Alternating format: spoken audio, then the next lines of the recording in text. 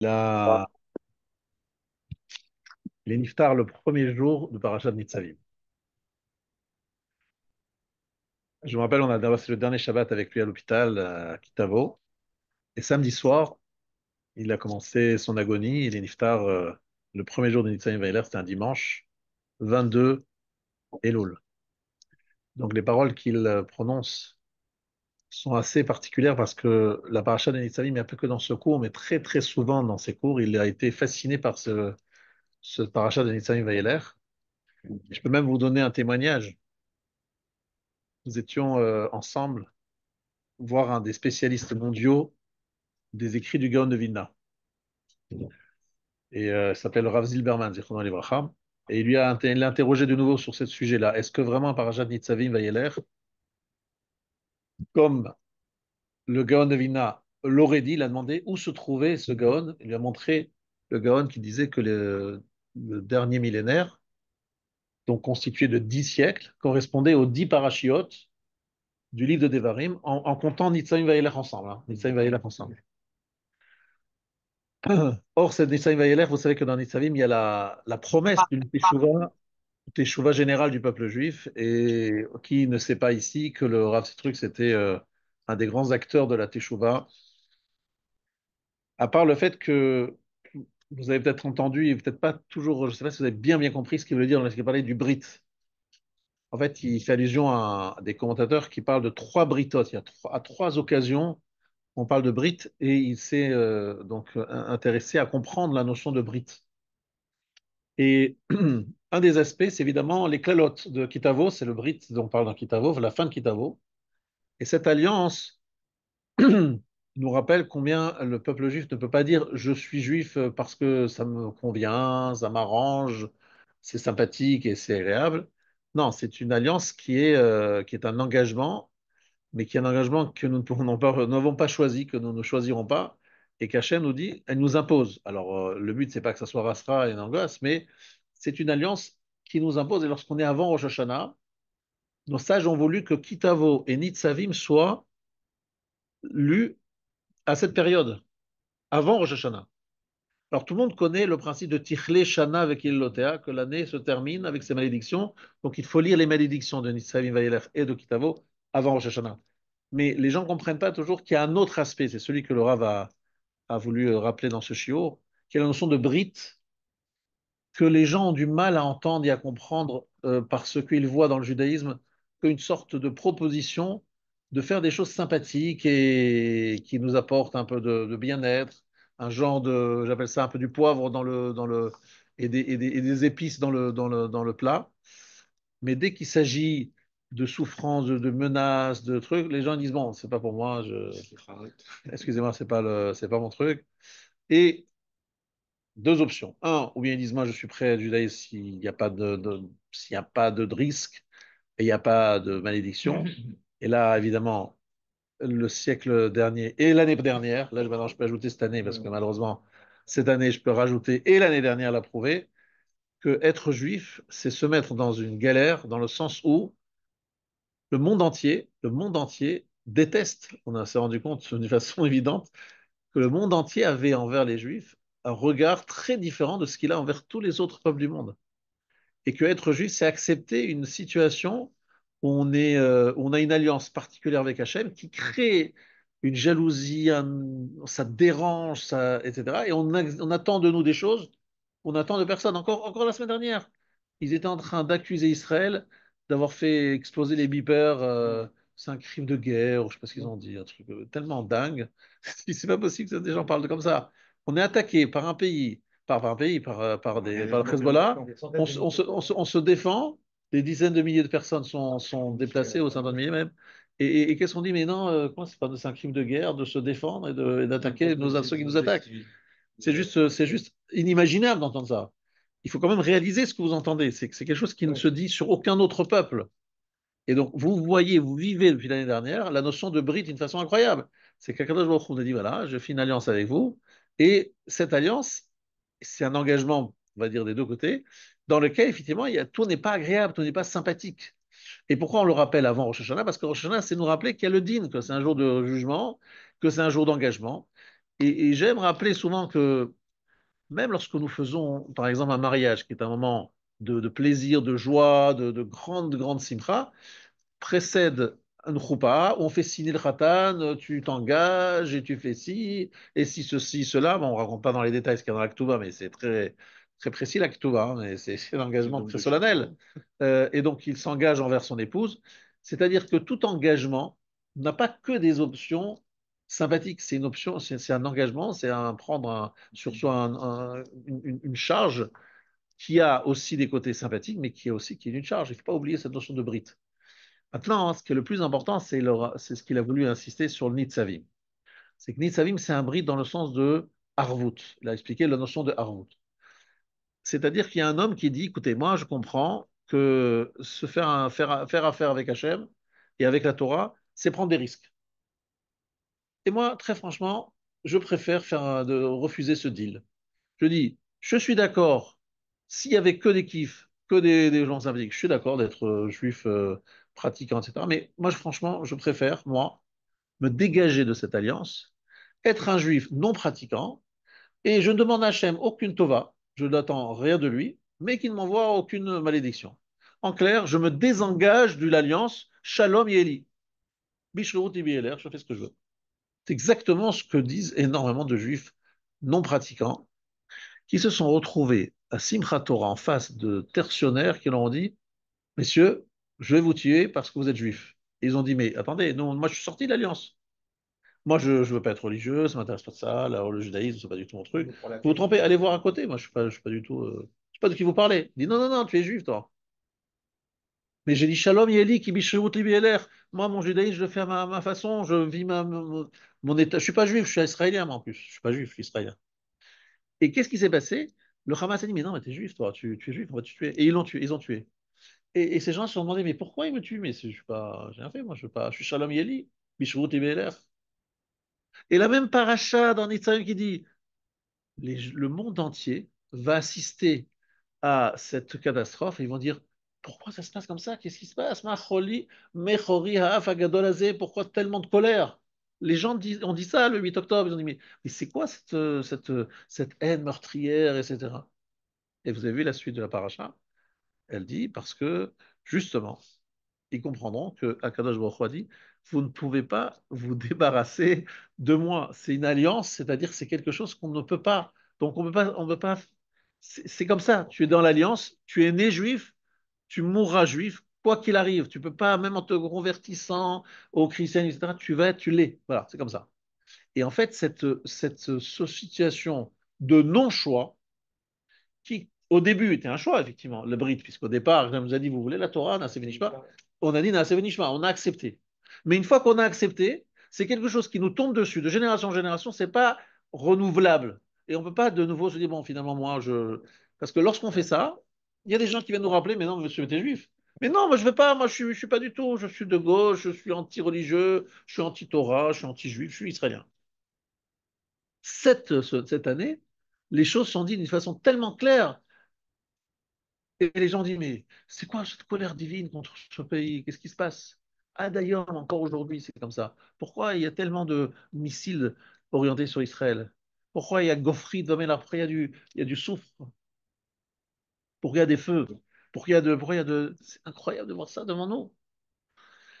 Et en fait, ce que le Rav veut dire, c'est que tout simplement, cette notion de Brit n'est pas quelque chose d'optionnel, mais qui n'est pas non plus à prendre d'une façon négative. C'est-à-dire, le côté positif de la chose, c'est qu'en fait, le peuple juif est constitué, est en fait un seul corps.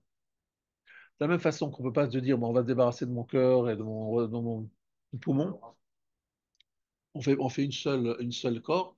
Akadosh Baruch Hu nous dit, le clan Israël, c'est un ensemble. Et cet ensemble, il a aussi un côté positif. Et là, il a dit quelque chose que je ne pense pas que vous avez compris. Parce que lorsque j'avais entendu la première fois, je ne l'avais pas compris. Mais j'ai découvert en fouillant un peu la fameuse Gemara qu'il a citée dans Yoma. Elle est extraordinaire, cette Gemara, parce qu'elle nous donne une ouverture incroyable. C'est écrit là-bas, page 86, comme le Rav l'a cité, que s'il y a une personne qui fait tchouva, une tchouva sincère, une tchouva d'un haut niveau, évidemment, pas n'importe quelle tchouva, eh bien, il efface la colère de l'ensemble du peuple juif. C'est une mara qui m'a vraiment estomaqué l'année dernière lorsque j'ai entendu le cours du Rav. Et je me suis dit, mais c'est quoi cette histoire?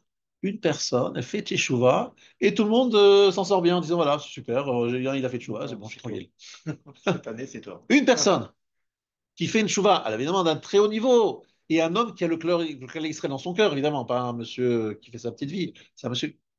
Et là, j'ai cherché, et j'ai trouvé, je ne me rappelle plus où, que c'est écrit qu'en fait, le principe du Kohen Gadol qui fait l'effort de Yom Kippour, c'est pas quelque chose d'unique dans l'histoire.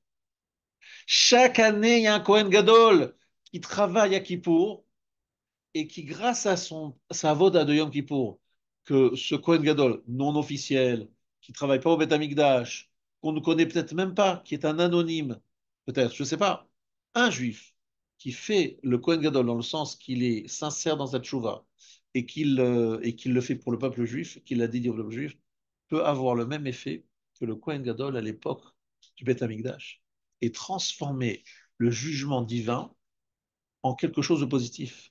Et là, j'ai compris, grâce au Rav, c'était l'année dernière, quelque chose d'extraordinaire. Le fait de se sentir un seul peuple et de ne pas pouvoir s'en sortir, ça c'est le côté négatif, entre guillemets. Je ne peux pas sortir du deal, le deal il est imposé, a aussi un côté extrêmement efficace et positif pour nous.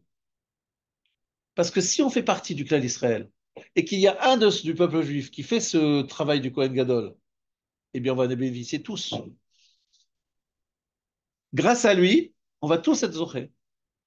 Grâce à sa avoda, comme à l'époque du Beth Amikdash, si le Kohen Gadol il fait bien le boulot, ben on est tous pardonnés. Il existe toujours un Kohen Gadol qui fait une teshuva parfaite et qui mézaké tout le clan d'Israël, mais à condition qu'on ne se mette pas à part. On ne se dit pas, mais non, moi je ne fais pas partie, je ne suis pas concerné, c'est pas mon affaire, c'est pas machin.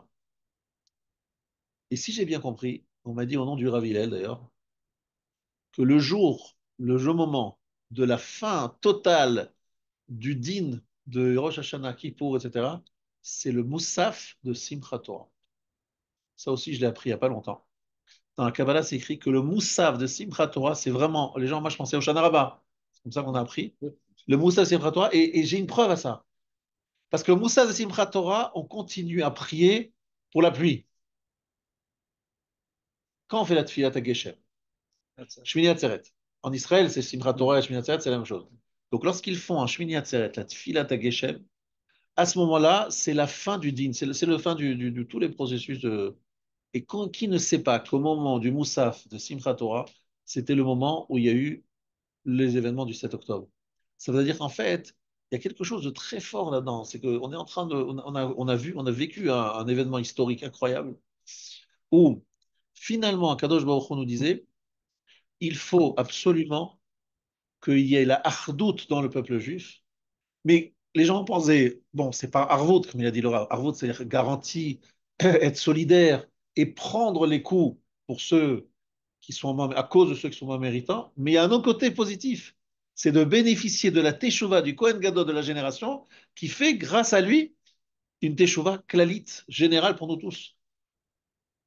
La seule condition, et ça je vous ajoute quelque chose que Laura n'a pas dit, c'est que pour rentrer dans cette alliance, il ne faut pas juste dire moi j'ai envie, ça m'intéresse de bénéficier. Il faut faire un acte très fort pour rentrer dans cette alliance. Et cet acte très fort, je le dis chaque année, c'est une Kabbalah, c'est prendre sur soi quelque chose que l'on va changer, même si c'est un détail, même si ce n'est pas quelque chose de fondamental et d'essentiel, mais qui va se transformer de l'année prochaine d'une Kabbalah, c'est-à-dire on prend sur soi quelque chose que l'on ne va pas, dont on ne va pas déroger, qui va être définitif et qui va, même si c'est un détail, hein, je répète, même si c'est un détail, et qui va nous donner la possibilité de rentrer dans ce système qu'on appelle le Brit, qui va nous permettre de bénéficier de la tchouva du Kohen Gadol. Regardez ces Gemara, d'Af Pevav dans le Yoma, incroyable. La tchouva d'un juif, mais une tchouva d'un très haut niveau, elle est de nature à pardonner tout le peuple juif. Mais depuis toutes ces années, il n'y a pas eu, même un Gadolador, qui avait fait très peu de fautes, ou voire les minimes, et qui a fait une Alors, je chouva, c'est répète, on ne ça? parle pas de quelqu'un qui n'a fait très peu de fautes. On parle d'une teshuva shlema d'un juif. Mais quelqu'un qui C'est pas faisait le très loin. gadolador, pas le gadol. Il y a toujours des gadoladors, il y a toujours des tzadikim dans la génération. Sache qu'il peut pas aussi y avoir, il peut pas y avoir une génération où il n'y a pas 36 tzadikim. Mais soyons précis. Le Rav a cité une Mara dans Yoma. un Yomara de Yoma qui parle d'une teshuva d'un très très très haut niveau. Cette chose de très haut niveau, c'est pas évident qu'elle ait lieu dans chaque année. Parce que peut-être que le Gadolador, il a tellement haut niveau qu'il n'a pas une grande chose à faire et qu'il n'a pas grand-chose à Donc, faire à faudrait un effacer. juif qui soit très loin. Non, pas obligatoirement. Ça peut être quelqu'un, toi, moi, nous tous, qu'on a beaucoup de Et choses donc, à faire. depuis toutes ces années, il n'y a Et pas toutes eu de ces années, mort. il y a eu, bon, Hachem, la preuve, c'est qu'on est là vivant, c'est qu'on a bénéficié Ah, d'accord. depuis On a quelques années de quelques d'un effaçages, jugement, de d'un quelques passage. lavages. Heureusement, voilà. Voilà, exactement, ça veut dire qu'on a bénéficié. La preuve, c'est qu'on est là. Il y en a d'autres qui ne sont plus là depuis l'année. Donc ça veut dire, en fait, il faut se dire, Shalom Yeli, ki bishriut libi eler.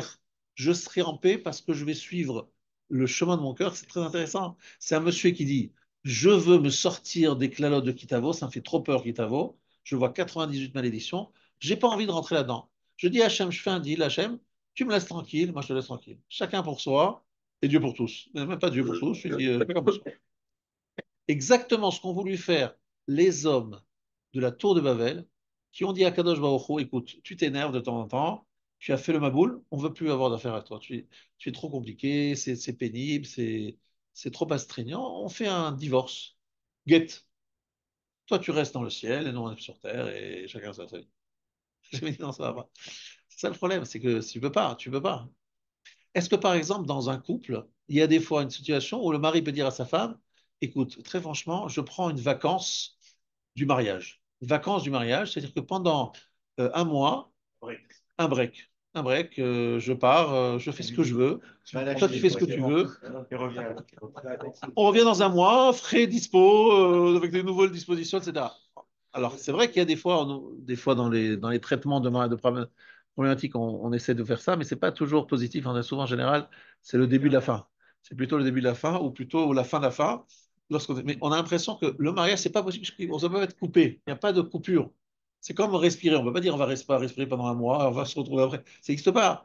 C'est quelque chose de continu, d'impermanent, etc. À Kadosh Baruch Hu, c'est comme ça. On ne peut pas dire, bon, écoute, c'est le mois d'août, on prend les vacances de Shacharit, Mincha Arvit, Filin, Shabbat et compagnie. On fait le tour du monde et on va manger, prier, faire ce qu'on veut, à aux heures qu'on veut, pendant un mois. Ça n'existe pas. Il dit, tu peux ne pas respirer pendant un mois? Tu peux pas. C'est tout le temps et c'est sans arrêt et c'est toute ta vie. Voilà. On est bien d'accord? Il n'y a pas le choix. Pardon? Et pendant les vacances, au contraire, ta femme, elle a besoin de toi encore plus et elle ne te lâche pas parce que pendant les vacances, l'année, tu as le moment où tu es au travail, où tu peux fuir. Mais là, bah, il y a nulle part, fuir, tu es tout le temps avec elle. Pardon? Donc, voilà. Au contraire. Donc, on est bien d'accord que Shalom Yeli, qui Vishro Dibeler, à Kadosh Baruch Hu nous dit la même chose. Moi, je suis là tout le temps. Et vous ne pouvez pas me lâcher un moment. Et c'est donc tout le temps. Et c'est à toute époque. Mais on bénéficie d'une aide incroyable grâce au Kohen Gadol qui fait une teshuva parfaite. Maintenant, à Rabotai, il y a autre chose que le Rav a cité. Effectivement, il a voulu nous donner un peu de courage. Je voudrais juste vous dire que lorsqu'il y a Niftar, ce fameux dimanche matin vers 9-10 heures, et nous, la famille, on voyait donc le Rav s'éteindre.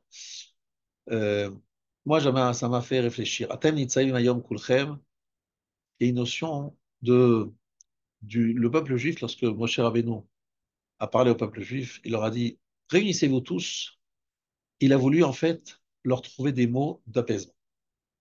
C'est Rachid qui dit ça. Il dit que lorsqu'ils ont passé, écouté 98 malédictions, sans que, comme il a dit le Rav, qu'il y ait eu même des mots de consolation, d'encouragement, le Midrash nous dit qu'ils ont verdi, pâli, etc. Ils ont changé de tête.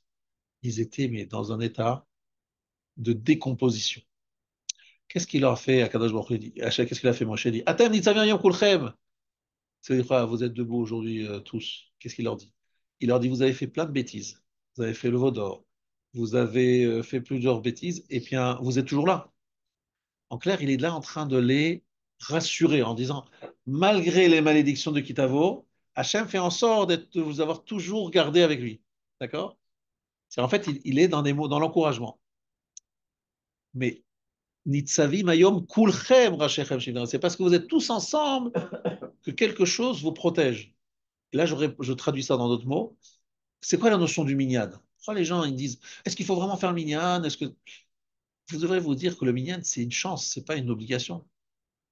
Parce que c'est quoi le minyan? C'est de se dire Moi, je fais une fila pas toujours très très bonne, mais lorsque je suis avec Minyan, ça passe direct. Si je suis seul, c'est compliqué, on regarde, on observe.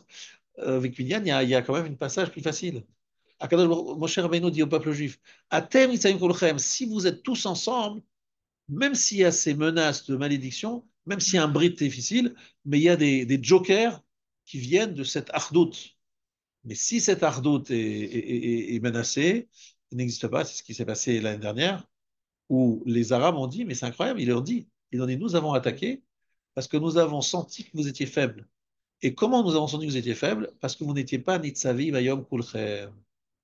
Et justement, ce que savait faire le Rav Sitruk, c'était d'être un homme de, de réunion, de réunir toutes sortes de juifs, religieux, non religieux, et d'être capable de dire Atem Nitsavi Mayam Kulcham, de rassurer, de redonner l'espoir, etc., de donner des forces à travers des paroles encourageantes et apaisantes, et de mettre tout le monde ensemble.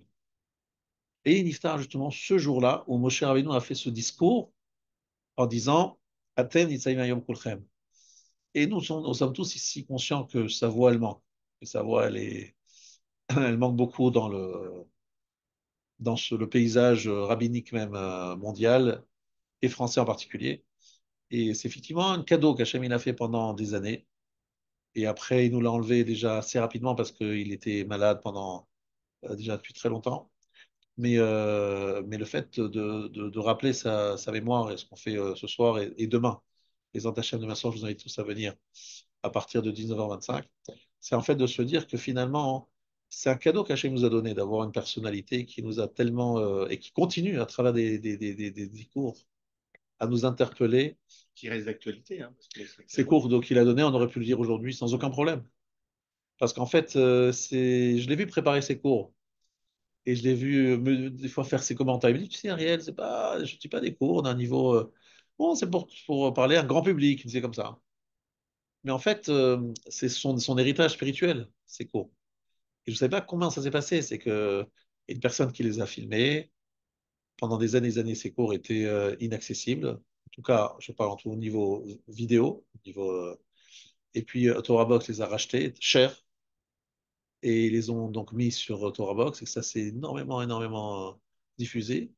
Et ça a encore aujourd'hui, des gens qui l'ont jamais connu font chouva par les paroles de ces enregistrements. C'est incroyable de voir ça. C'est un saut énorme. Un de 1998, la semaine Oui, dernière, ça va donner, ouais. qui est totalement d'actualité. Voilà, On se demande si c'est pas aujourd'hui qu'il a été. exactement.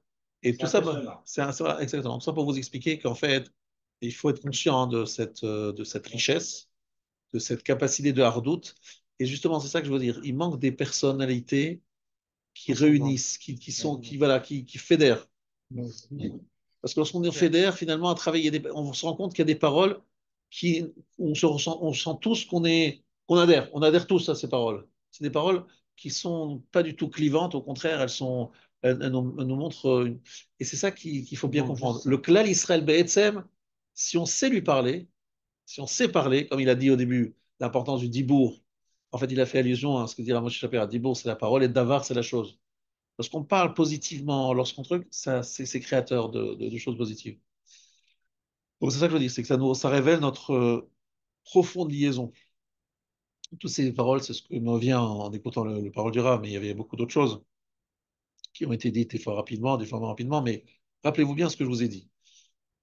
Nathan Itzavim parle du danger de celui qui veut se mettre à l'écart, mais rappelez-vous qu'il y a aussi un plus dans le fait d'être tous ensemble, qui nous permet de bénéficier de quelque chose qui va au-delà de nous. C'est pour ça que la Rosh Hashanah va prier pour le klal.